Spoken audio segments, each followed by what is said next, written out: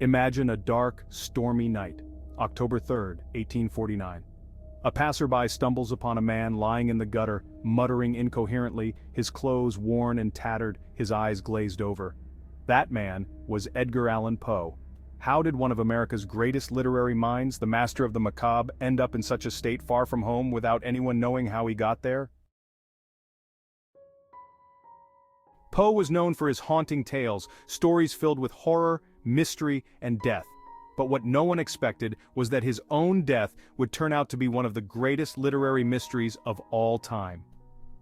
On September 27, 1849, Poe left Richmond, Virginia, heading to Philadelphia to handle some business. He never made it.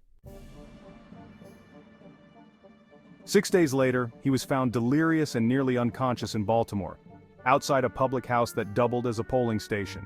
He would die just 4 days later, leaving behind a series of unanswered questions that have haunted historians and fans alike for over 170 years. What really happened in those missing days? Why was Poe found in someone else's clothing, in a place he wasn't supposed to be? And why were his last words, "Lord, help my poor soul"? Let's dive into the theories. Some say he was a victim of cooping, a voting fraud scheme common at the time. Gangs would kidnap individuals, often homeless people or drunks, force them to change clothes and vote multiple times under different names, sometimes even resorting to violence or drugging their victims to keep them compliant. Another theory, rabies. Dr. Michael Benitez, in the early 2000s, studied Poe's symptoms and concluded that rabies might have caused his delirium, erratic behavior, and sudden death. But rabies was never proven since no autopsy was conducted, leaving it as mere speculation. There's also the theory that Poe's death was caused by alcohol.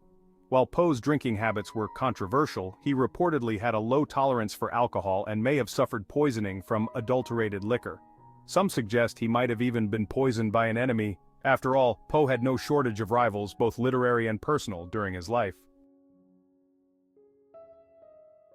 And then there's Dr. Michael's brain lesion theory. According to him, Poe may have had a brain condition leading to a breakdown. However, like the other theories, this one also lacks evidence due to the absence of a post-mortem exam. As Poe lay dying in his hospital bed, he drifted in and out of consciousness, calling out for an unknown person named Reynolds. No one knows who Reynolds was.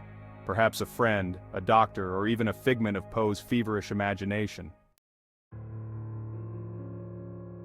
In the early hours of October 7, 1849, Poe passed away, his cause of death listed simply as congestion of the brain. Yet, even in death, Poe's legacy was shrouded in darkness. Within hours of his passing, his reputation was attacked by an obituary that painted him as a madman, a smear campaign written by his literary rival Rufus Griswold, who took control of Poe's estate and manuscripts. The enigma of Poe's death has grown into something almost as famous as his works. Historians, fans, and medical experts have puzzled over his final days, adding layer upon layer of intrigue. Was it foul play, a tragic accident, or perhaps a case of being in the wrong place at the wrong time? In many ways, the mystery of Poe's death feels like a tale he might have written himself, a haunting story of darkness, mystery, and unanswered questions. And as much as we may seek closure, perhaps the unknown is precisely what Poe would have wanted.